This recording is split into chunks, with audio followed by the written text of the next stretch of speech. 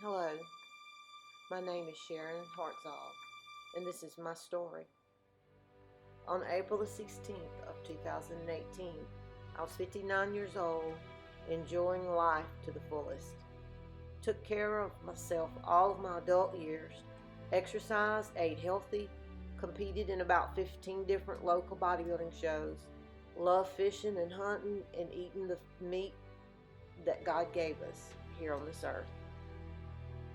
Enjoyed the time spent with my 4 children and 6 granddaughters. Visions of my life changed the day I was told that I had stage 2A rectal cancer and a nodule in my lung that could be cancer. I was in disbelief, denial. Not me. I had worked so hard for this body to keep it healthy. It got to be something else. But when the second opinion doctor said it was 100% cancer, it hit hard, very hard. I cannot put into words how I felt. My body was running hot. My heartbeat was so fast it was as if I were running.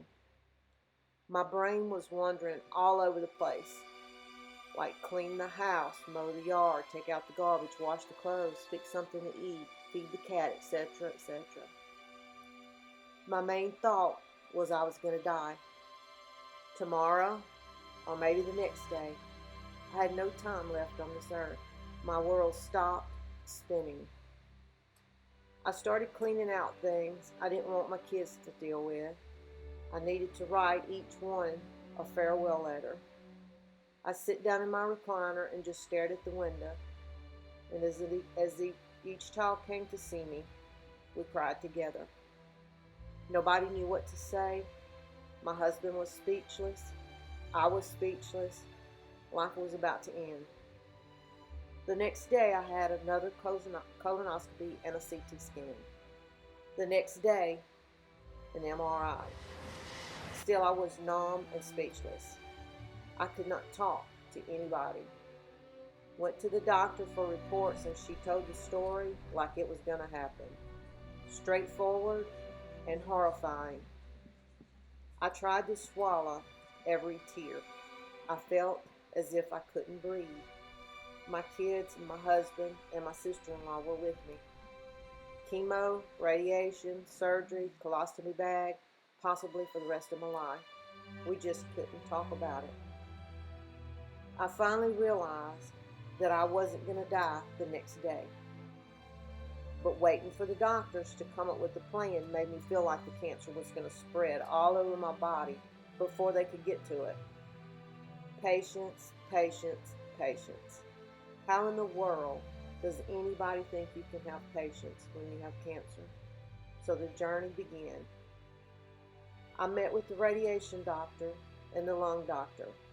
I had a biopsy done on my lung, and the nodules are scar tissue, and they said they would keep an eye on it in the future. So that helped my spirits a little.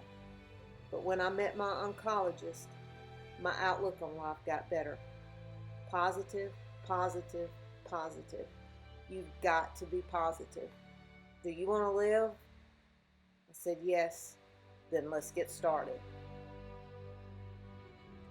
So the chemo and the radiation started. Started off with chemo pills for 6 weeks and radiation. Was sick a little from the chemo, and the radiation burn directly in the butthole was painful, but life went on. Pretty humiliating, with your butt taped to a table wide open to the world.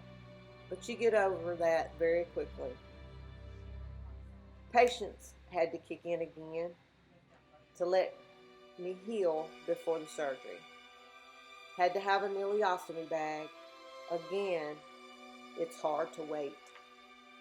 Surgery time was here, and the last words I remember before I went under the knife was, if you wake up and the bag is on your right side, it means the bag is temporary. If it's on your left side, it means you have a permanent ileostomy bag for the rest of your life. Well, I had mixed feelings that day, but just to be alive was more than I was expecting, so having a bag for the rest of my life wasn't going to stop me from living. After a long surgery, or sleep for me. As I was coming back to life, I softly heard my kids laughing and carrying on conversations that I could not understand at the moment. I remember thinking it must be good news because they would not be laughing and talking. So I took my hands and I placed them on my stomach area. Oh my God, I have 2 bags on both sides of my body. I can't handle that. I remember one of my kids saying, "Mama, it's okay. It's not permanent. You have a drain on the left side. The bag is on your right." Nobody told me I would have a drain. So I was happy to understand what was going on at the moment. I had the bag for 2 months, and the whole time I had it, I thought about the people who have to have one all of their life. Some 20, 30, 40, 50 years or longer.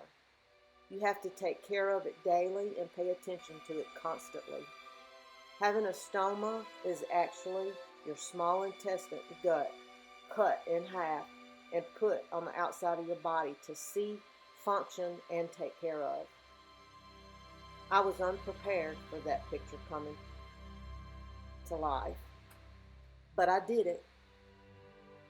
Positive again. I was going to beat this for sure. 2 months passed, and I prepared for surgery again, a reversal. I couldn't wait. Well, the surgery was done, and I was supposed to get back to normal. Well, normal will never be for me again as long as I live. But I am thankful and blessed to still be alive. But my body has changed. 4 weeks passed, and I started chemo through a port for 4 months. Sitting in the infusion room with people having the same thing was so sad. I cried the first time I walked into that big room. So many of these people were so young. My heart went out to them.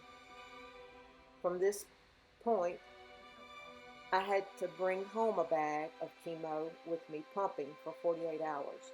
That was tough, but again, I was positive. I finished my chemo March the 1st, 2019, and I'm cancer-free at the moment. My body will never be the same, but I'm very thankful to still be alive and enjoying life.